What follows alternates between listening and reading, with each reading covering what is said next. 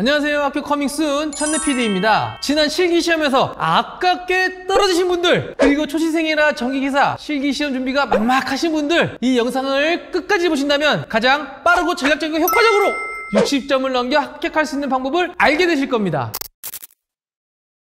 정기기사 실기는 18문제가 출제되는데요. 항상 정해진 건 아니지만 평균적으로 봤을 때 단답형 문제가 3문항에서 6문항, 계산형 문제가 6문항에서 10문항, 도면형 문제가 한두 문항, 시퀀스형 문제가 한두 문항의 비중으로 출제됩니다. 유형별로 하나씩 전략적으로 접근해 보겠습니다. 첫 번째, 단답형 문제의 유형. 단답형 문제는 기본적으로 정리 노트를 작성하여 지속적으로 암기하는 공부법이 필요한데요. 그런데 여기서 중요한 점이 있습니다. 바로 필기의 전력, 기기, KC 과목과 연계된다는 점인데요. 이렇게 출제됩니다. 이런 유형이 한두 개가 아니기 때문에 만약 필기를 준비할 때 알파벳 외우듯이 단수 단기를 하게 된다면 막상 시험장에서 이런 문제를 만났을 때 순간적으로 내가 굳어버리는 현상이 발생합니다. 그러니 암기를 하더라도 단순 문답이 아닌 이해 위주의 암기가 필요합니다. 두 번째, 계산형 문제의 유형. 기본적인 계산형 문제들은 반드시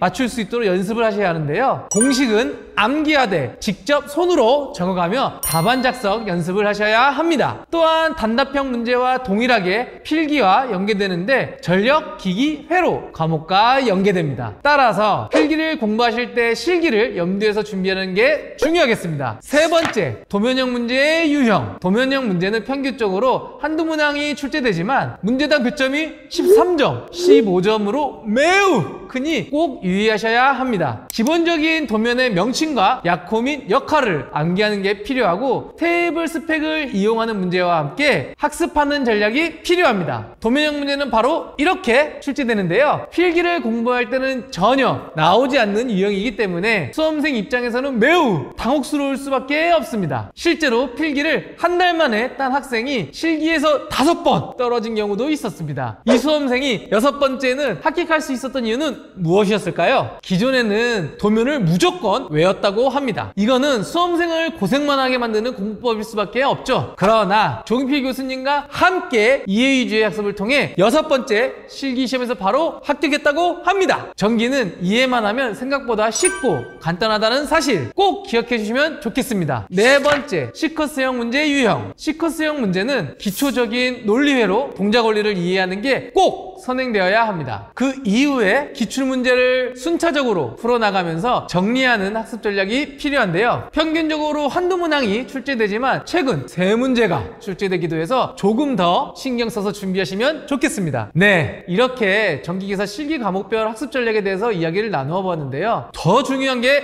남아 있습니다. 바로 답안 작성 시 유의사항입니다. 이렇게 전략적이고 효과적으로 잘 준비했으나 답안 작성을 잘못해서 불합격 하시는 분들이 생각보다 정말 많습니다. 그러니 당연하다고 넘어가지 마시고 답안 작성 시 유의사항까지 꼭 확인하셔서 대참사가 나지 않도록 준비하시는 걸 강력 추천드립니다. 답안 작성 시 유의사항 첫 번째, 검정색 볼펜만 사용하세요. 연습란을 제외한 모든 답안에 연필, 샤프, 다른 색 볼펜 모두 사용 금지입니다. 금지! 시간 없어서 막 답안지 작성하다가 이 부분 빠뜨리는 경우가 많으니 꼭 잊지 마세요. 두 번째, 틀린 부분은 2줄 긋고 적거나 수정 테이프를 사용하세요. 수정 테이프가 없는 경우 한 줄만 긋거나 지그재그 하시는 분들이 있는데 그러면 빵점 처리될 수 있습니다. 억울해도 어쩔 수 없으니 이 부분 역시 꼭 유의하셔야 합니다. 세 번째, 글씨는 크게, 반듯하게, 간격은 여유있게 쓰세요. 엔지니어링 모의고사에서 채점을 하다 보면 정말 알아보기 힘들게 답안을 작성하셔서 조경필 교수님에게 혼나는 경우가 많은데요. 실제 시험에서도 채점자가 알아볼 수 없게 답안을 작성하시면 역시 빵점 처리될 수밖에 없는 경우가 종종 있으니 꼭 유의해 주시기 바랍니다. 마지막으로 네 번째, 답안 작성란에는 답 이외에 어떤 표시도 금지입니다. 연습란이 부족해서 연습한 흔적이 남아있거나 갑자기 낙서하고 싶거나 어떤 경우에든 답안 작성란에 답 이외 표시가 있는 경우 부정행위로 간주되어 불합격 처리될 수 있습니다. 꼭